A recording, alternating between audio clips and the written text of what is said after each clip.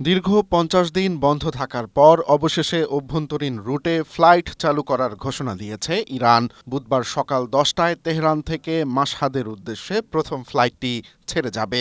একই দিন দুপুর ১২টা ৩০ মিনিটে ফিরতি ফ্লাইটটি তেহরানের মেহরাবাদ বিমানবন্দরে অবতরণ করবে। ফ্লাইট চালুর এই সিদ্ধান্তকে যুদ্ধের আবহে স্থবির হয়ে পড়া জনজীবনকে স্বাভাবিক করার একটি বড় পদক্ষেপ হিসেবে দেখা হচ্ছে।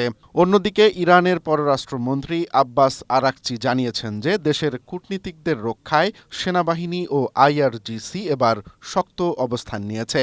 সামরিক শক্তিকে কাজে লাগিয়েই তারা বহির্বিশ্বে ইরানের স্বার্থ রক্ষা করতে চান। তবে আন্তর্জাতিক মহলে উত্তেজনা এখনো কমেনি। স্ট্রবেরি সুপার ডটেড ও ক্লাসিক ভ্যারিয়েন্ট সেন্সেশন জাগুক শিহরণ। জার্মানি সরাসরি ইরানকে আহ্বান জানিয়েছে যাতে তারা যেন দ্রুত ইসলামাবাদের শান্তি আলোচনায় যোগ দেয় এবং আমেরিকার সাথে গঠনমূলক আলোচনায় বসে। বিশেষ করে হরমুজ প্রণালীতে নৌ চলাচল স্বাভাবিক রাখার উপর এই মুহূর্তে জোর দিচ্ছেন বিশ্ব নেতারা।